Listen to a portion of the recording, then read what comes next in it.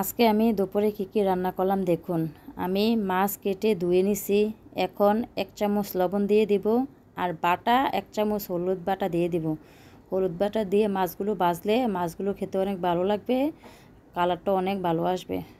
আমার মেখে নেওয়া হয়ে গেছে। এখন আমি চুলায় আগুন জ্বালিয়ে দিব। চুলায় আগুন জ্বালিয়ে এক চুলার মধ্যে ভাত বসিয়ে দেব, আরেক চুলার মধ্যে কড়াই বসিয়ে দেব। কড়াইয়ে আমি পরিমাণ মতো তেল দিয়ে দিব। তেলটা গরম হলে এখানে মেখে রাখা মাছগুলো দিয়ে দিব। একটা একটা করে মাছ আমি দিয়ে দিলাম, দিয়ে অনেকক্ষণ জাল করে নিলাম। এক পিঠ হয়ে গেছে, এখন আমি উল্টিয়ে নিব। আমার উল্টানো হয়ে গেছে, কিছুক্ষণ ভেজে নেব। এখন ভেজে নেওয়া হয়ে গেছে, এখন একটি প্লেটে তুলে রাখবো।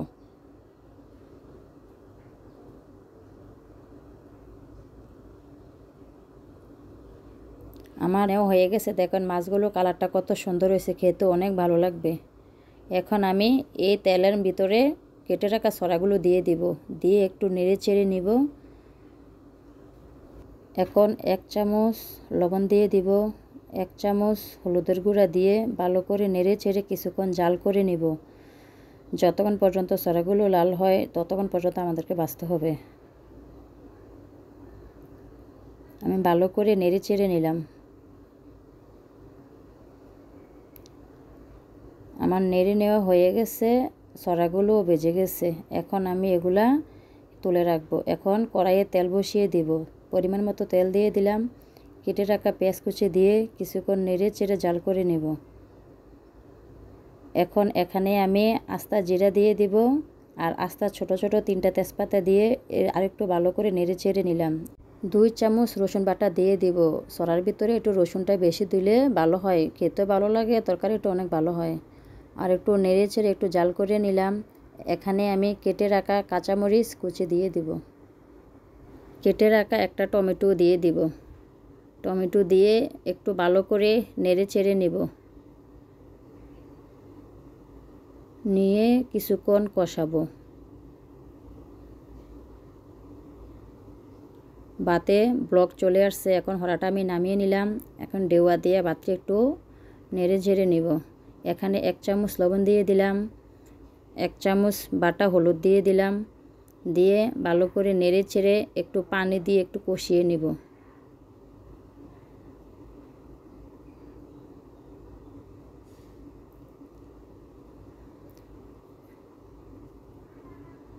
এখন নেড়ে ছেড়ে নিলাম, একটা হরাত দিয়ে ঢেকে দিলাম কিছুক্ষণের জন্য। আমার কষানো হয়ে গেছে। এখন এখানে আমি 1 চামচ মাছের মশলা দিয়ে দিলাম, দিয়ে আরেকটু নেড়ে চেড়ে কষিয়ে নিলাম। এখন একটু পানি দিয়ে দিলাম।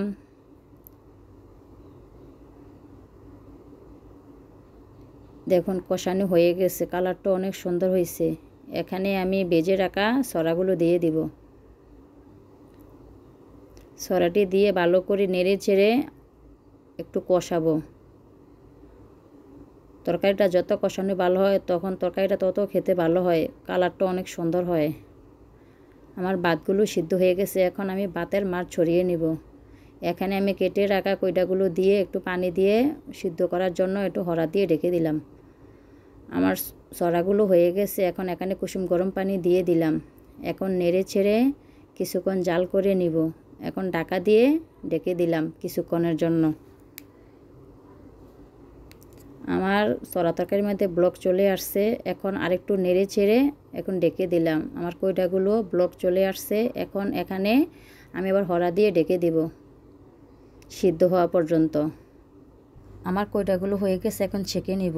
এখন একটি কড়াইয়ে তেল বসিয়ে পেঁয়াজ কাঁচামরিচ কুচি দিয়ে দিব।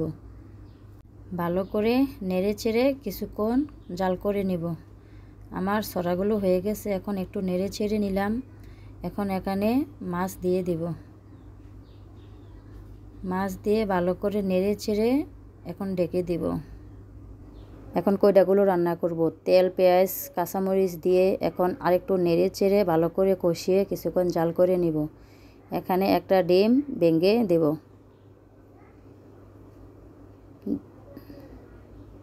দিয়ে আরেকটু নেড়ে চেড়ে নিব।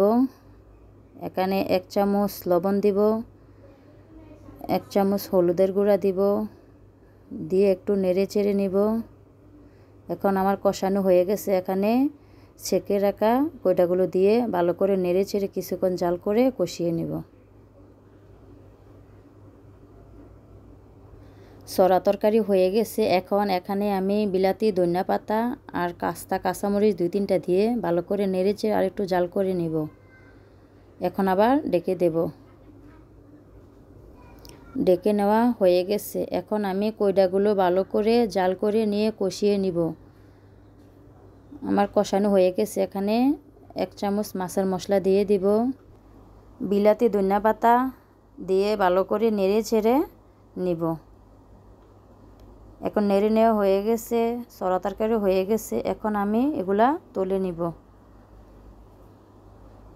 এখানে কয়টাগুলো আমি তুলে নিলাম একটি প্লেটে। সরাগুলোও তুলে নিলাম। দেখেন তরকারিটা কত সুন্দর হয়েছে। আমার চ্যানেলটা নতুন হয়ে থাকলে সবাই সাবস্ক্রাইব করবে, আমার পাশে থাকবে।